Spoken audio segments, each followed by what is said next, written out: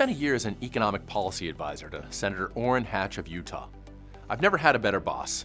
You hear stories on Capitol Hill about senators who torment their staff, yelling, throwing tantrums, spreading their low-grade anger around the entire office. But Senator Hatch was overwhelmingly cheerful, even-keeled, and kind to those around him. He has elements of folksy charm, but far more than that, he has that now rare quality of gentility. He especially loved the late Senator Ted Kennedy. Whenever the two met, and they frequently did, sometimes just outside my office, they usually shared a big bear hug.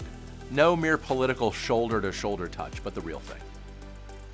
I learned a lot about real-world politics that year, even though I was, by Capitol Hill standards, of course, not at all a powerful or influential staffer. I watched and I learned, and especially I listened. Here's the most important thing I learned. Senators change their behavior dramatically when an election draws near. U.S. senators have 6-year terms, and those senators are broken into 3 classes, with 1/3 of the senators up for re-election every 2 years. Staff on the Senate side of Capitol Hill keep an eye on which senators are what they call in cycle, senators who are less than 2 years out from an election.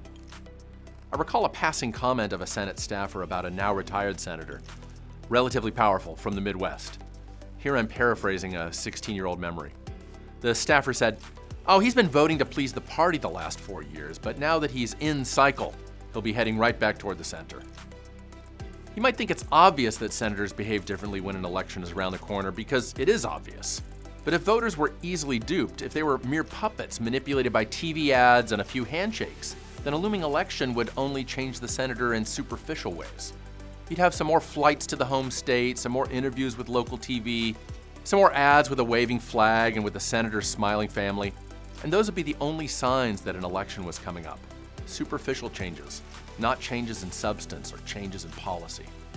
But in the Senate, we saw more than that. We saw senators voting differently, drafting different types of bills, wondering and worrying more about how actions in D.C. would go over back home. Senators act as if voters care about the recent past, with the emphasis on recent. So what are the lessons we should learn from watching how senators behave differently right before an election?